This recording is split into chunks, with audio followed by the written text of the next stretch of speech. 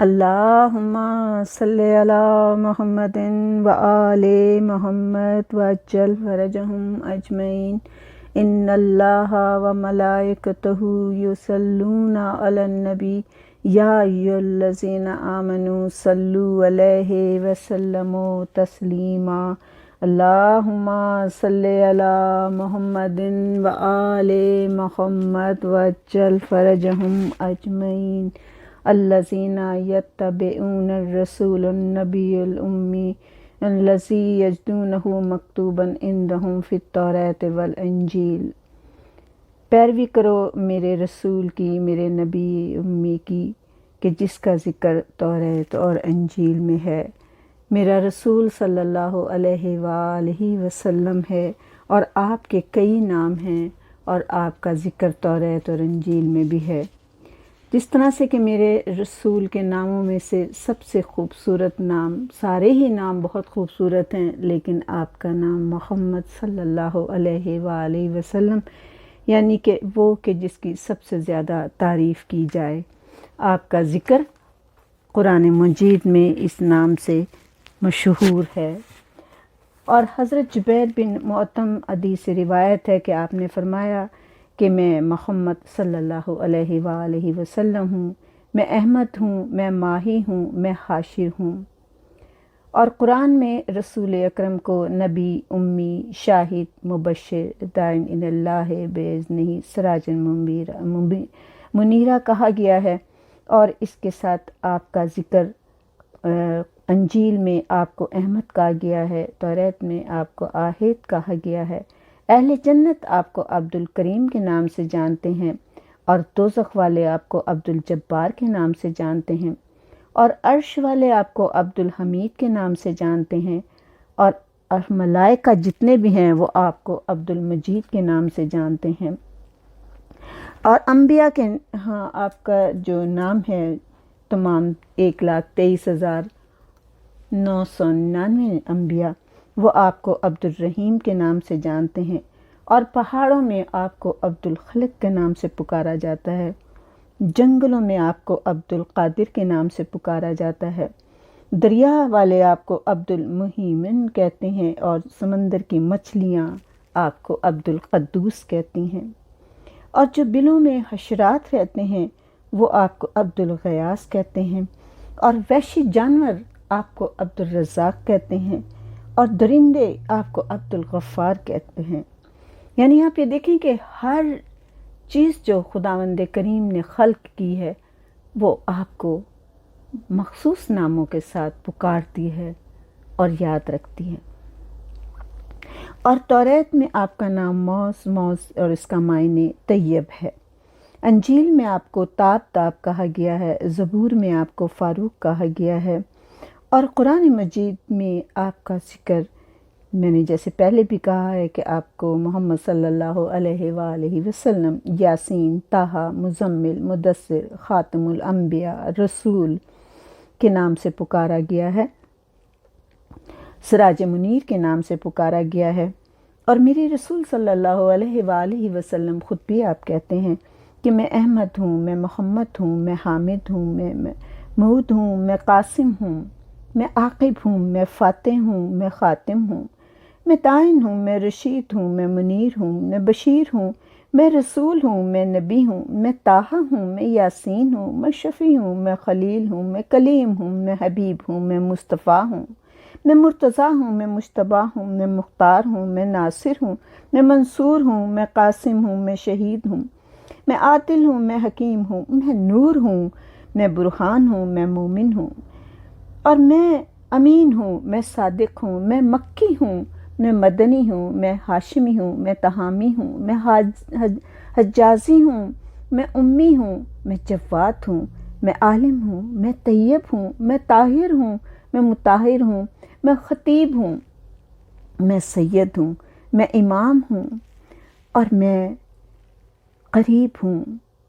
میں منیب ہوں، میں مبلغ ہوں۔ اور جیسے کہ میرے رسول کا نام ہم یہ کہتے ہیں کہ آپ ماہی ہیں،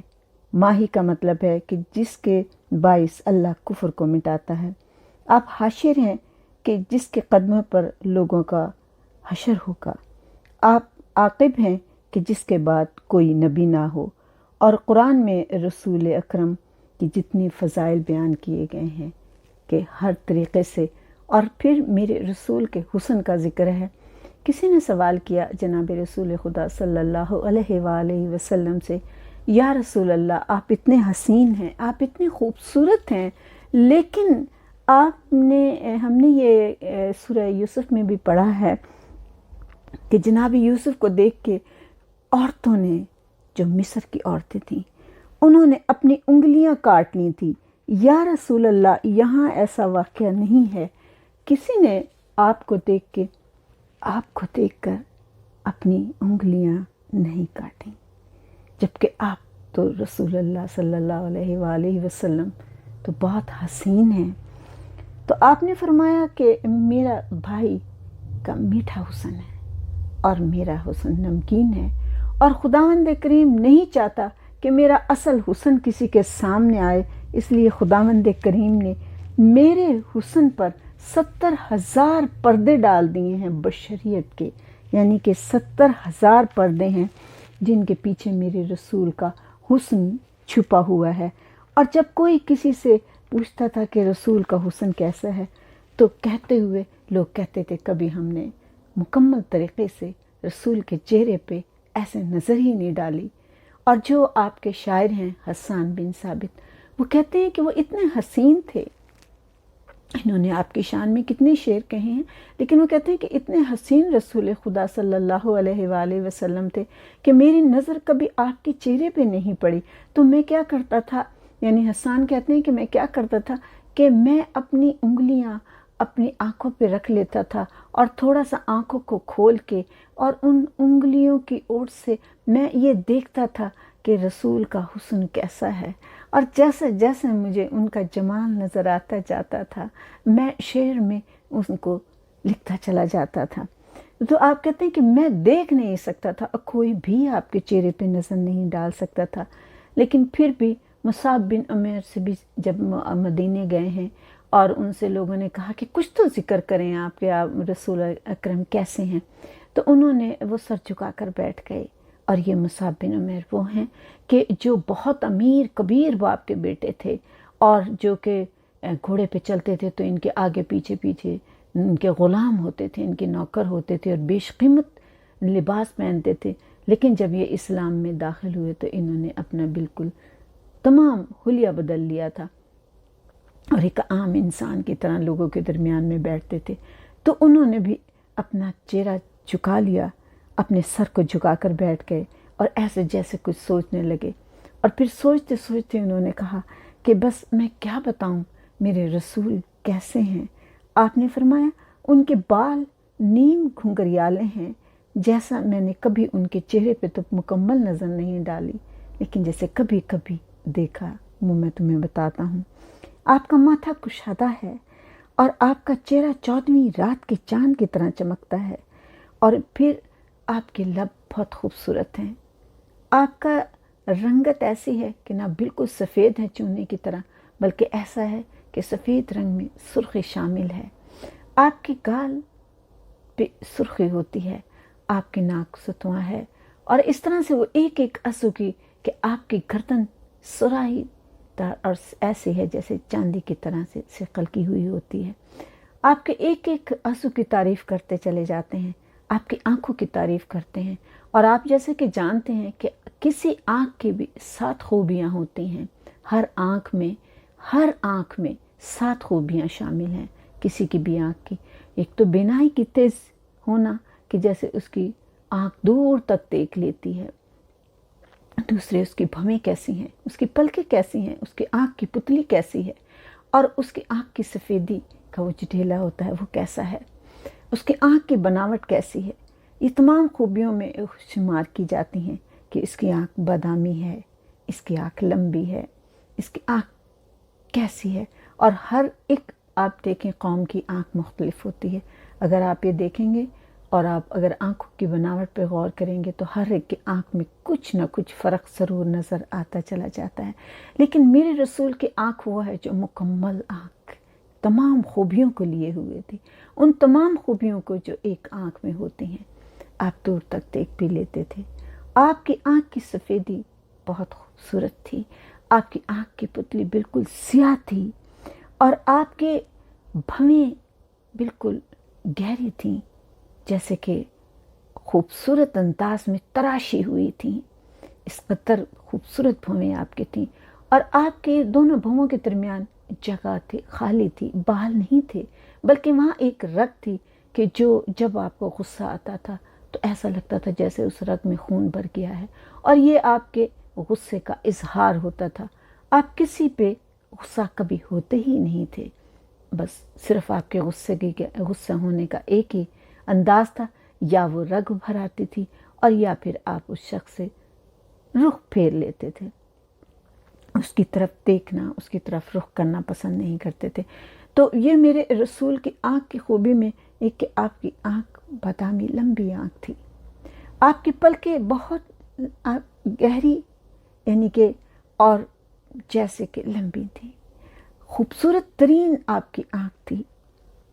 اور جب آپ کی آنکھوں کے لیے تو میں یہی کہوں گی کہ کس قدر حسین وہ آنکھ ہوگی کہ جس کی تعریف ہم کرتے ہیں، حسان بن ثابت کرتے ہیں تو ہم کہتے ہیں کہ بہت خوبصورت شاعری کرتے ہیں حسان بن ثابت، لیکن آپ کی آنکھ کی تعریف تو میری بیوی ختیجۃ الکبریٰ نے کی ہے۔ اور کس طرح سے کی ہے کہ جب جناب رسول خدا گھر آئے ہیں اور آپ کی خدمت کر رہی ہیں، تو جناب رسول خدا کہتے ہیں ختیجہ تمہارے اتنے نوکر تھے، تمہاری اتنی کنیزیں تھیں، اور تم ایک ملکہ کی طرح، ایک شہزادی کی طرح اپنی زندگی گزار رہی تھی، آج تمہیں کتنی مشکلات کا سامنا کرنا پڑ رہا ہے۔ تو میری بیوی ختیجۃ الکبریٰ جو جناب رسول خدا کے قدموں میں بیٹھی آپ کے زخموں کو صاف کر رہی ہیں، کیونکہ آپ ابھی ابھی طائف سے آئے ہیں اور وہاں کے لوگوں نے آپ کے ساتھ برا سلوک کیا ہے، آپ کی پنڈلیوں سے خون بہہ رہا ہے، آپ کے پاؤں سے خون بہہ رہا ہے، آپ کے پاؤں کے تلوے خون سے آلودہ ہیں، آپ کی جوتی جو آپ نے پہنی ہوئی ہے خون سے بھری ہوئی ہے، اور جناب ختیجہ اس تمام حالت کو دیکھ کے رو رہی ہیں اور خون صاف کر رہی ہیں، اور صاف کرتی جاتی ہیں اور روتی جاتی ہیں، اور جناب رسول خدا یہ کہتے ہیں۔ تو میری بیوی نے بہت پیار سے آپ کے چہرے کی طرف نظر ڈالی، اور پھر بڑی شان سے میری بیوی کا یہ شعر، میں کہتی ہوں سارے زمانے کے شعر ایک طرف ہیں، میری بیوی نے دیکھ کے کہا فما سویتا اندی جناح بے افسطن اسلام تکن عینی بے عین کا ناصرت۔ آپ نے کہا اگر میں زندگی کی تمام نعمتوں کے ساتھ گزاروں اور میرے لیے ایران کی شہنشاہیت بھی ہو، تو اے میرے رسول، اے میرے نبی، اے میرے محمد، آپ کی ان آنکھوں کا اگر میری آنکھیں دیدار نہ کر سکیں تو ان ساری نعمتوں کی اہمیت میرے لیے ایک مچھر کے پر سے بھی زیادہ نہیں ہے۔ کتنی خوبصورت میری بیوی نے بات کی ہے کہ یعنی کہ میں قربان کر دوں تمام شہنشاہیت کو، بادشاہت کو آپ کی ان آنکھوں پر میں صدقے کر دوں۔ تو میرے رسول صلی اللہ علیہ وآلہ وسلم وہ میرا رسول ہے جس کی آنکھوں کی بینائی اتنی تیز ہے، جو زمین پر بیٹھ کر آسمان کے رستے دیکھ لیتا ہے اور تمام کائنات کو دیکھ لیتے ہیں،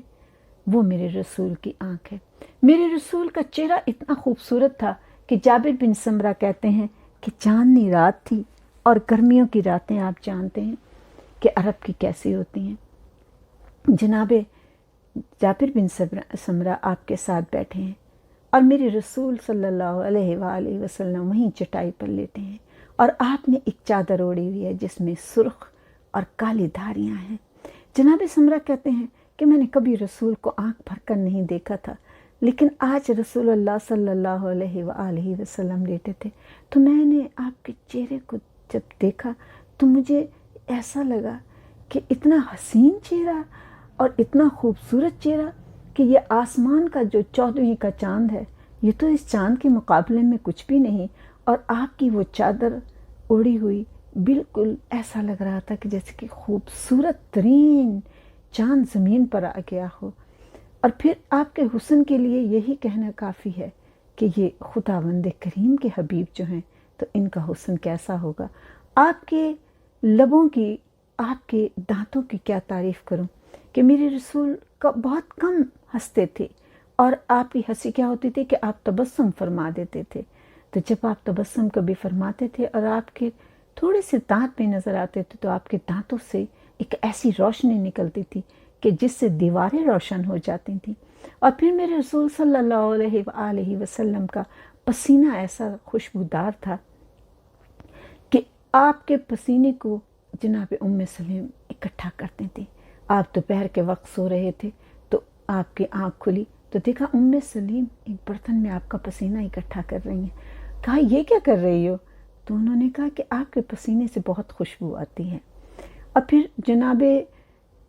جابر بن سمرہ کے ساتھ ساتھ میں یہ کہتی ہوں کہ جناب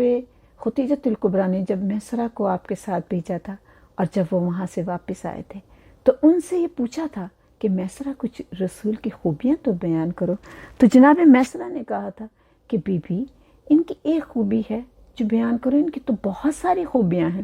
تو کہا تھا میسرہ کچھ تو خوبی بیان کرو۔ تو انہوں نے کہا تھا کہ آپ جانتی ہیں عرب کی سیاہ راتیں ہوتی ہیں، ظاہر ہے اس زمانے میں چھوٹے چھوٹے چراغیں تو جلا کرتے تھے، تو کہتے ہیں کہ جب رات ہوتی ہے ہم سب اپنے خیموں میں سونے کو چلے جاتے ہیں، تو رسول خدا کی ایک کالی چادر ہے جسے وہ اوڑھ کے سوتے ہیں، لیکن بی بی جو کوئی بھی خیمے میں داخل ہوتا تھا وہ جناب رسول خدا کی پہچان کر لیتا تھا کہ وہ محمد صلی اللہ علیہ وآلہ وسلم سو رہے ہیں۔ تو جناب ختیجہ نے پوچھا کہ وہ کیسے پہچان کر لیتا تھا؟ تو انہوں نے کہا کہ بی بی جب آپ چادر اوڑھ کے سوتے تھے تو آپ کے تمام جسم سے ایسے روشنی اس چادر سے چھن چھن کر آتی تھی کہ ہر دیکھنے والے کو پتہ چل جاتا تھا کہ یہ رسول اکرم سو رہے ہیں۔ اور پھر کہتے ہیں کہ جب آپ چلتے تھے تو آپ کے قدموں کے نشان مٹی پہ تو کبھی میں نے نہیں دیکھے، یعنی جو باریک مٹی ہوتی تھی اس کے اوپر میں نے آپ کے نشان نہیں دیکھے، لیکن جب آپ کسی پتھر پر نشان اپنے قدم مبارک رکھتے تھے تو اس پہ آپ کے قدم مبارک کا نشان آ جاتا تھا۔ اور پھر بھی میں نے یہ دیکھا کہ جب آپ چلتے تھے تو آپ کے سر پہ ہمیشہ ایک بادل رہتا تھا، اور میں نے یہ بہت غور کیا تو یہی دیکھا کہ وہ بادل کا ٹکڑا ہمیشہ آپ کے ساتھ رہتا تھا اور کبھی آپ کے اوپر سایہ نہیں ہونے دیتا تھا۔ میرے رسول اکرم صلی اللہ علیہ وآلہ وسلم کا تو سایہ ہی نہیں تھا، اور یہی وجہ ہے بادل بھی سر پہ رہتا تھا، اور میرے خداوند کریم نے آپ کا سایہ ہی نہیں رکھا۔ اور یہی آپ کی افضلیت کی کوئی اگر یہ کہے کہ رسول نعوذ باللہ ہم جیسا، تو اس کے لیے سب سے بڑی دلیل یہ ہے کہ کیا اس کا سایہ نہیں ہے؟ اگر وہ رسول جیسا نعوذ باللہ ہے تو کیا اس کا سایہ نہیں ہے؟ بس یہ دلیل ہی میرے لیے تو بہت زیادہ کافی ہے۔ اور پھر آپ جناب حضرت عثمان رضی اللہ تعالیٰ عنہ سے کسی نے پوچھا تھا کہ رسول کا سایہ کیوں نہیں ہے؟ تو آپ نے کہا تھا کہ دیکھو رسول اللہ صلی اللہ علیہ وآلہ وسلم نبی اکرم ہیں، اور وہ یاسین ہیں، وہ طٰہٰ ہیں، مزمل ہیں، مدثر ہیں، اور بہت ساری تعریفیں کرنے کے بعد کہا تھا کہ ہم تو ان کے غلام ہیں، اگر ان کا سایہ ہوتا تو ان کے سائے پہ ہم غلاموں کے پاؤں آ جاتے، اس لیے خداوند کریم نے ان کا سایہ ہی نہیں رکھا۔ میرے رسول صلی اللہ علیہ وآلہ وسلم کے فضائل میں جتنے بیان کروں اتنے ہی کم ہیں۔ اور اس کے ساتھ ساتھ یہ کہ میرے رسول جس وقت آپ کے ضرورت ہوتی تھی آپ لوگوں کی مدد بھی کرتے تھے، اور آپ کا اخلاق بہت بلند تھا۔ آپ جب محفل میں بیٹھے ہوتے تھے اور مجلس کے جو آداب ہوتے تھے تو جب آپ بیان کرتے تھے تو آپ کا انداز بیان اتنا شائستہ اور اتنا ٹھہرا ہوا ہوتا تھا، اتنا آہستہ آہستہ آپ گفتگو کرتے تھے آپ کے کہ ہر لفظ کو ہر انسان سن لیتا تھا، سمجھ لیتا تھا، حتیٰ کہ بعض صحابی کہتے ہیں کہ اتنے آہستہ اور اتنے شائستہ انداز میں آپ بیان کرتے تھے کہ ہم تو آپ کے ہر لفظ کو گن تک لیتے تھے، اور آپ اس وقت تک سوال کو مکمل نہیں سمجھتے تھے، اگر کوئی کرتا تھا تو آپ جواب دینے میں اس کو دیر بھی نہیں کرتے تھے، اور اس وقت تک اس کو جب تک وہ اچھی طرح سمجھ نہیں لیتا تھا آپ اس کو بیان کرتے تھے، اور کہتے دوبارہ مجھ سے پوچھ لینا، گھبراتے نہیں تھے۔ آپ یہ نہیں کہتے تھے کہ مجھ سے بار بار مت پوچھو، بلکہ آپ کہتے تھے کہ دوبارہ پوچھ سکتے ہو۔ اور انتہائی محبت اور شفقت سے آپ جواب دیتے تھے۔ آپ نے اپنی مجلس میں کبھی کسی غریب اور امیر کا فرق نہیں رکھا تھا، بلکہ جو پہلے میں آ جاتا تھا وہ آگے بیٹھ جاتا تھا، اور آپ یہی کہتے تھے کہ مجلس میں آداب مجلس یہ ہے کہ جو پہلے آئے اور جو جگہ لے وہی اس کی جگہ ہے۔ اور پھر اس طریقے سے آپ کے گفتگو سب کے ساتھ یکساں ہوتی تھی، اور اگر کوئی آپ سے سوال کرتا تھا تو آپ یہ نہیں کرتے تھے کہ اشارے سے جواب دیں، بلکہ آپ پورا اپنا رخ موڑ لیتے تھے اس شخص کی طرف، اور موڑنے کے بعد انتہائی شفقت سے چہرے پر مسکراہٹ لا کر آپ اس سے کہتے تھے جی بتائیں کہ آپ نے مجھ سے کیا سوال پوچھنا ہے۔ اور وہ سوال کرنے والا اس طرح گھبراتا نہیں تھا، اور جو اس کے دل کی بات ہوتی تھی وہ جناب رسول خدا صلی اللہ علیہ وآلہ وسلم سے بیان کرتا تھا، اور آپ انتہائی شائستگی سے اس کو محبت کے ساتھ، شفقت کے ساتھ، اطمینان کے ساتھ اس کو جواب دیتے تھے کہ وہ آپ کے جواب سے مطمئن ہو جایا کرتا تھا۔ میرے رسول صلی اللہ علیہ وآلہ وسلم کی جتنی بھی صفات ہیں ان کے ساتھ آپ کا اخلاق سب سے بلند تھا۔ اگر میں یہ کہوں کہ میرے رسول کی آنکھ بڑی حسین تھی، میرے رسول کی آنکھ سرمگی تھی، آپ کی آنکھ میں سرخ ڈورے تھے، یہ آپ کے جسم کا ایک حصہ ہیں اور ہمیں ان کی خوبصورتی کی داد دینی چاہیے، لیکن آپ کا اخلاق اتنا بلند تھا کہ آپ کے دشمن بھی آپ کو صادق اور امین کہتے تھے، اور یہ سب سے بڑی میرے پیغمبر کی صفت میں سے ایک صفت ہے کہ دشمن بھی آپ کی تعریف کرتا تھا اور یہ کہتا تھا کہ نہیں وہ صادق اور امین ہے۔ اور پھر رسول اللہ صلی اللہ علیہ وآلہ وسلم ہمیشہ جب کبھی نماز ہوتی تھی تو نماز کے آپ بات کہتے تھے صحابہ سے، تم نے مجھ سے پہلے رکوع کیا، تم نے مجھ سے پہلے سجدہ کیا، تو صحابہ کہتے تھے یا رسول اللہ آپ کو کیسے پتہ چلا؟ تو آپ فرماتے تھے میں جیسے سامنے سے دیکھتا ہوں ویسے ہی پشت سے بھی دیکھتا ہوں، یعنی مجھے نظر آ جاتا ہے۔ تو یہی تو صفات ہیں جو آپ آسمان تک کی خبریں بھی جانتے تھے، اور آپ تمام کائنات کو اچھی طرح جانتے ہیں، کیونکہ میرا رسول کسی ایک امت کے لیے نہیں آیا، جیسے کہ سارے نبی ایک ایک امت کے لیے آئے ہیں، اس وقت کے لیے آئے ہیں۔ میرا رسول، میرا نبی، میرا شفیع، میرا حاشی، میرا ماہی، میرا احمد، میرا محمد صلی اللہ علیہ وآلہ وسلم، اللہم صلی علی محمد وآل محمد، میرے رسول تو وہ ہے کہ جو کائنات کے لیے رحمت للعالمین بن کر آیا ہے، کیونکہ خداوند کریم رب العالمین ہے اور آپ رحمت للعالمین ہیں، آپ خاتم الانبیاء ہیں، آپ کے بعد کسی نبی نے نہیں آنا ہے۔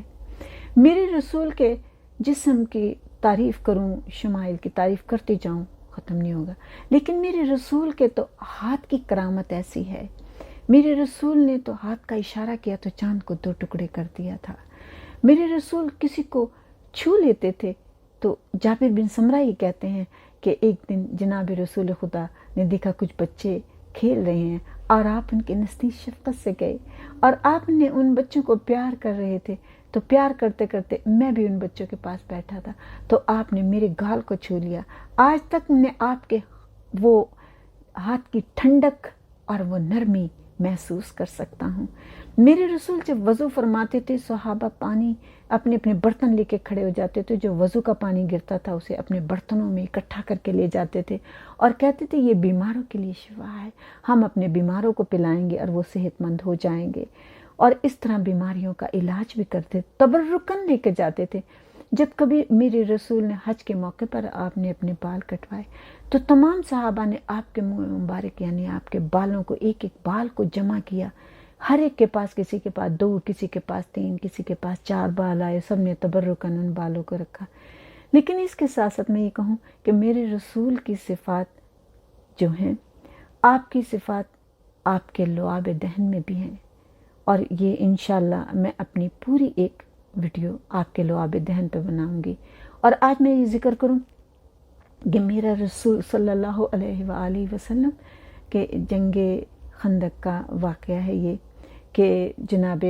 جابر بن عبداللہ انصاری آپ نے دیکھتے ہیں کہ جناب رسول خدا بہت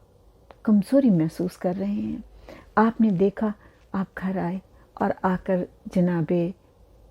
اپنی بیگم سے کہتے ہیں جابر بن عبداللہ انصاری، دیکھو ہمارے گھر میں بکری بھی ہے، ہمارے گھر میں تھوڑا سا جوں کا آٹا بھی ہے، تو کیا یہ نہ ہو کہ رسول خدا نے کافی یعنی کہ بھوکے ہیں، انہوں نے کھانا نہیں کھایا ہے اور صحابہ نے بھی کھانا نہیں کھایا، تو ہم کچھ کھانا بنا لیں؟ تو ان کی بیوی بہت عقل مند اور بہت رسول اللہ سے محبت کرنے والی خاتون تھی، انہوں نے کہا ضرور جائیں آپ اور جا کر رسول اللہ صلی اللہ علیہ وآلہ وسلم سے کہیں کہ وہ ہمارے گھر کھانا کھانے آئے۔ جناب جابر بن عبداللہ انصاری جناب رسول خدا صلی اللہ علیہ وآلہ وسلم کے پاس گئے اور کہا یا رسول اللہ، مجھ سے آپ کی یہ حالت نہیں دیکھی جاتی، میں نے آپ کے لیے کھانا تیار کروایا ہے، تو کیا اچھا ہوگا کہ اگر آپ میرے گھر کھانا کھانے کے لیے آ جائیں۔ جناب رسول خدا صلی اللہ علیہ وآلہ وسلم نے کہا جابر، میں کبھی اکیلا کھانا نہیں کھاتا، تو اگر تم کہو تو میں کسی کو ساتھ لے آؤں؟ کہا یا رسول اللہ بالکل، آپ کا جس کا دل چاہے اپنے ساتھ لے آئیں۔ تو جابر بن عبداللہ انصاری کہتے ہیں میں نے سوچا 1 یا 2 بندوں کو اپنے ساتھ لے کر آ جائیں گے۔ کہتے ہیں جب شام کا وقت ہوا تو میں نے کیا دیکھا کہ جناب رسول خدا تشریف لا رہے ہیں اور آپ نے اعلان کر دیا ہے کہ تمام صحابہ سے کہ آؤ اور میرے ساتھ چلو کھانا کھانے جابر بن عبداللہ انصاری کے گھر جانا ہے۔ جب جابر بن انصاری نے دیکھا کہ اتنے لوگ تقریباً 700، بہت سی کتابوں میں 1000 تک لکھا آ رہے ہیں، تو انہوں نے کہا میرا گھر چھوٹا ہے اور اتنے لوگ آ رہے ہیں، اور پھر جو کوئی کہتا یا رسول اللہ میرے گھر مہمان آیا ہوا ہے، کیا میں اس کو بھی اپنے ساتھ لے آؤں؟ تو رسول اللہ نے کہا ہاں جابر کے گھر دعوت ہے، تم اس کو بھی اپنے ساتھ لے آؤ۔ اور پھر اس طریقے سے جو اسی وقت کوئی مہمان مدینے میں داخل ہوا تھا، کوئی شخص کوئی مسافر داخل ہوا تھا، اور اس نے دوسرے سے پوچھا یہ کیا بات ہے، یہ لوگ اکٹھا ہو کر کہاں جا رہے ہیں؟ تو انہوں نے کہا کہ جابر نے آج دعوت کی ہے اور ہم سب ادھر کھانا کھانے جا رہے ہیں۔ تو وہ مسافر اپنے اس رشتہ دار کے گھر جانے کے بجائے وہ بھی اس دعوت میں شریک ہونے کے لیے آتا چلا گیا۔ اس طرح ایک مجمع اکٹھا ہو گیا، اور جابر بن عبداللہ انصاری گھر آئے اور گھبرا کے کہنے لگے بیوی سے کہ میں نے تو رسول اللہ اور 1-2 ان کے ساتھیوں کے لیے سوچا تھا، یہاں تو سارے لوگ چلے آ رہے ہیں، مسافر بھی آ رہے ہیں، مہمان بھی آ رہے ہیں، رشتہ دار بھی آ رہے ہیں، تو کیسے ہوگا؟ تو جابر بن عبداللہ انصاری کی بیوی نے بہت پیار سے شوہر کی طرف دیکھ کے کہا آپ کو رسول اللہ پر اعتماد ہے اور مجھے بھی اپنے رسول پر اعتماد ہے، اگر وہ اپنے ساتھ اتنے لوگوں کو لے کر آ رہے ہیں تو وہ اللہ کے نبی ہیں، وہ بہتر جانتے ہیں کہ یہ سب کام کیسے انجام دیا جائے گا، کیسے سب کو کھانا کھلایا جائے گا، آپ پریشان نہ ہوں۔ اور یہ بات انہوں نے بڑی محبت اور تسلی سے دی۔ جابر بن عبداللہ انصاری مطمئن ہو گئے۔ جناب رسول خدا صلی اللہ علیہ وآلہ وسلم سب سے پہلے اپنے صحابہ کے ساتھ گھر میں داخل ہوئے اور دیکھا کہ خاتون خانہ جو ہیں وہ روٹیاں پکا رہی ہیں، اور جابر نے گوشت بکرے کا کاٹ کر ایک دیگ کی صورت میں پکا رہے ہیں۔ آپ مسکرائے اور کہا جابر پریشان مت ہو، سب ٹھیک ہو جائے گا، اور ٹھیک ہے تم فرش بچھاؤ۔ اب فرش بچھایا گیا اور جناب رسول خدا بیٹھ گئے، اور پھر ان خاتون سے کہا کہ جلدی جلدی تنور سے روٹیاں دو، اور پھر جناب علی اور دوسرے سب صحابہ کو بٹھا کے کہا کہ اس کو چھوٹے چھوٹے ٹکڑوں میں تقسیم کر دو روٹیوں کو۔ روٹیاں تقسیم کر کے ایک بڑے پیالے میں ڈالی گئیں، اور پھر اس کے بعد کہا کہ جابر اب تم شوربہ اور بکرے کی ران لے آؤ، اور پھر اس کے گوشت کو چھوٹا چھوٹا کر کے اس پیالے میں ڈال دیا گیا، اور پھر لوگوں کو بلایا گیا اور انہیں کھانا کھلانے اس پیالے سے دوسرے لوگوں کو تقسیم کرنا شروع کر دیا۔ اس کے بعد پھر آپ نے اسی طرح سے ایک پیالہ منگایا اور پھر کہا جابر جلدی سے ران لے کر آؤ، اور جابر پھر ران لے کر آ گئے، اور آپ نے اسی طرح سے پھر وہ سرید تیار کی اور اسی طرح سے شوربہ ڈالا اور بکرے کی ران کا گوشت ڈالا، اور پھر کہا کہ یہ اور باقی لوگوں کو دو۔ اتنے میں اور لوگ آنے لگے، تو آپ جس دیوار کی طرف دیکھتے تھے اور اشارہ کرتے تھے دیوار پیچھے ہو جاتی تھی اور جابر کا گھر وسیع ہوتا چلا گیا، اور وہ جتنے لوگ آئے تھے ان تمام اس گھر میں پورے ہو گئے، بیٹھ گئے، سکون سے بیٹھ گئے، کھانا کھانے لگے، اور جابر ان کو کھانا کھلاتے رہے۔ اس وقت جابر کو کوئی فکر نہیں تھی۔ اس کے بعد پھر رسول اللہ صلی اللہ علیہ وآلہ وسلم نے کہا روٹیاں اکٹھی کی اور پھر اسی طرح چھوٹے چھوٹے ٹکڑے کی اور تیسرا پیالہ تیار کیا اور کہا جابر شوربہ اور بکرے کی ران لے کر آؤ۔ اب بکرے کی ران لے کر آ گئے اور جناب رسول خدا نے تیسرا پیالہ بھی تیار کیا۔ جب تیار کر کے دے دیا اور پھر سب لوگ کھانے کھاتے رہے، اور پھر اس کے بعد آپ نے چوتھا پیالہ منگایا اور پھر اسی طرح کہا جابر جلدی سے بکرے کی ران اور شوربہ لے کر آؤ۔ تو اب بس یہاں پر جو میں آپ لوگوں کو کہنا چاہتی ہوں، یہ معجزہ ہے میرے رسول کا۔ تو جابر ایک دم ٹھٹک گئے، اب ذرا کچھ ان کے جیسے کافی لوگوں نے کھانا کھا لیا تھا اور جابر کو اطمینان ہو گیا تھا۔ تو جابر کو اتنی دیر سے صرف کھانا کھلانے کی فکر تھی، کسی چیز کے اوپر غور کرنے کی فکر نہیں تھی، لیکن اب جب دیکھا کہ کافی لوگ کھانے سے فارغ ہو گئے تو کہا یا رسول اللہ صلی اللہ علیہ وآلہ وسلم، میں آپ کے آگے ہاتھ جوڑ کے ایک عرض کرتا ہوں، کیا میرے اس سوال کا جواب دیں گے؟ تو کہا پوچھو جابر، کیا پوچھنا چاہتے ہو؟ آپ نے اپنا رخ پورا کا پورا جابر کی طرف موڑا اور کہا ہاں پوچھو سوال کیا ہے، اور آپ مسکرا بھی رہے تھے۔ تو کہا، اور تمام جو صحابہ ساتھ بیٹھے تھے وہ بھی بڑی حیرانی سے جابر کے سوال کو سننے کے لیے تیار ہو گئے کہ جابر کیا سوال کریں گے۔ تو کہا یا رسول اللہ، مجھے ایک بات کا جواب دیں کہ بکرے کی تو 2 ران ہوتی ہیں، آپ مجھ سے بار بار ران مانگتے چلے جا رہے ہیں۔ میرے رسول مسکرائے اور کہا بالکل صحیح کہا، بکرے کی 2 ران ہی ہوتی ہیں جابر، تم 3 رانے مجھے دے چکے ہو اور چوتھی لینے جا رہے ہو۔ تو جابر، میں رسول ہوں، میں نبی آخر ہوں، اور تم اس ران کو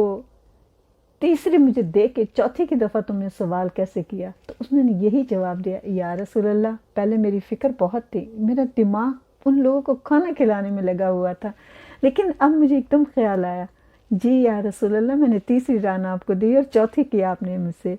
فرمائش کر دی ہے۔ آپ نے فرمایا اگر تم ٹوکتے نہ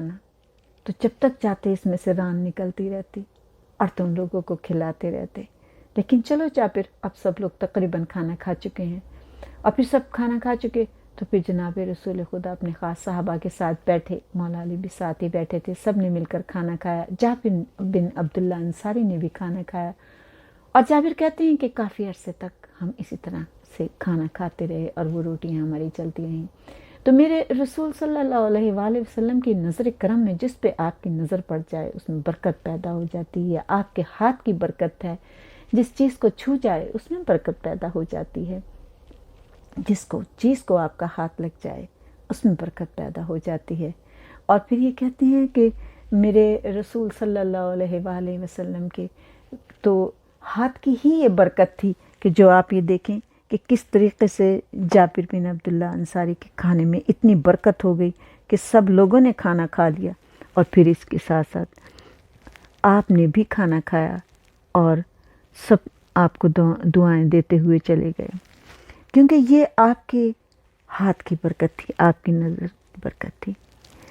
اسی طرح سے کہتے ہیں کہ قطاوہ بن نعمان جو ابو سعید خدری کے ماتری بھائی تھے اور جنگ بدر و احد میں حاضر ہونے والوں میں سے تھے، جنگ احد میں ان کی آنکھ زخمی ہو گئی تھی اور ان کے ڈھیلے کو بہت تکلیف آئی تھی، اور وہ ایک دن جناب رسول خدا صلی اللہ علیہ وآلہ وسلم کے خدمت میں آئے اور عرض کی کہ یا رسول اللہ، میری بیوی انتہائی خوبصورت ہے اور وہ مجھ سے محبت بہت کرتی ہے اور میں بھی اس سے بہت محبت کرتا ہوں، ہماری شادی کو چند ہی دن ہوئے، لیکن اب مجھے برا معلوم ہوتا ہے کہ مجھے اس حالت میں دیکھے کہ میری یہ آنکھ کی حالت ہے، میں بے شک اس پہ پٹی باندھے رکھتا ہوں، تو یا رسول اللہ اگر آپ میرے اوپر کرم کرتے ہیں۔ میرے رسول اللہ صلی اللہ علیہ وآلہ وسلم نے آپ نے اپنا ہاتھ اس کی آنکھ کے اوپر رکھا اور کہا کہ آج کے بعد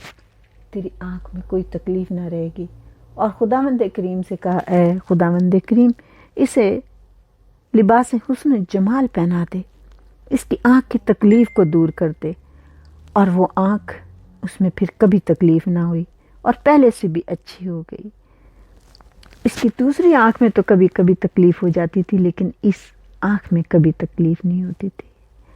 اور پھر کہتے ہیں کہ یہ ان کی اولاد میں سے ایک شخص عمر بن عبدالعزیز کے دربار میں آیا، اور جب عمر بن عبدالعزیز نے پوچھا کہ تم کون ہو، تو وہ جواب میں کہنے لگا، بڑے فخر سے انہوں نے کہا کہ میں اس کا بیٹا ہوں جس کی آنکھ میں تکلیف ہو گئی تھی، تو مصطفیٰ کی ہتھیلی کی برکت سے بہترین طریقے پر پلٹ گئی اور ویسے ہی ہو گئی تھی جیسے پیدا تھی. کس قدر اچھی آنکھ اور کس قدر اچھے طریقے سے پلٹ آئی. یہ تو میرے رسول کے صرف ہاتھ کے میں نے آپ کو چند واقعات بیان کیے. انشاءاللہ تعالیٰ پھر میں اپنے رسول کے لعاب دہن کا ذکر بھی کروں گی، رسول کے پسینے کا بھی، رسول کے ناخنوں کا بھی، میرے رسول کی ہر جو بھی کرامت ہے کم ہے کہ ہم بیان کر سکیں، اس لیے کہ وہ رب العالمین کے حبیب ہیں، اور حبیب جس کے ہیں تعریف تو وہی بیان کر سکتے ہیں. بس صرف اتنا ہی. انشاءاللہ آئندہ ویڈیو میں بس اس ذکر کے صدقے سے اے میرے خداوند کریم، اللہم صلی علی محمد و آل محمد، کیونکہ ہر دعا سے مانگنے سے پہلے درود ضرور پڑھا کریں.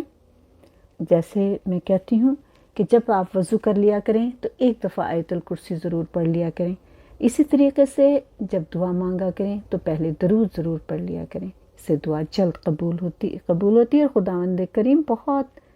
شوق و توجہ سے ضرور سنتا تو سبھی کی ہے. تو خداوند کریم اس ذکر کے صدقے سے اپنے حبیب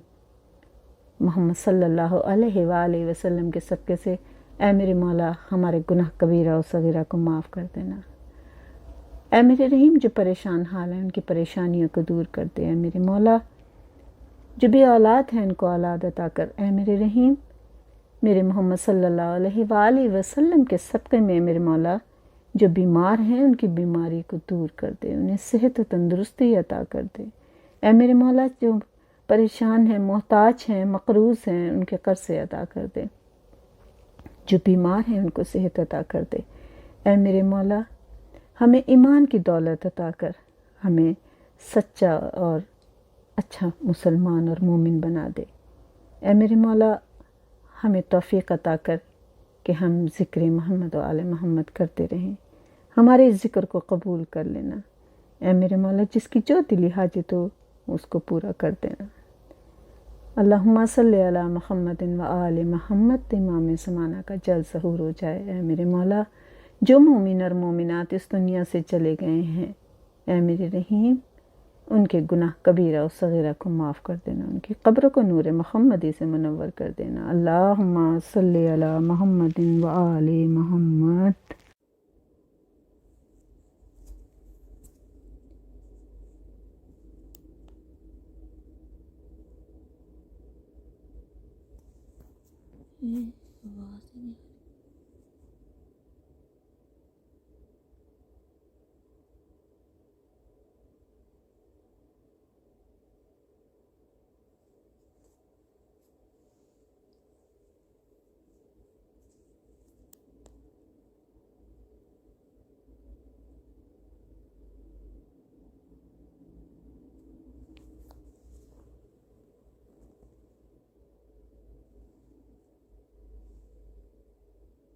اجمعین.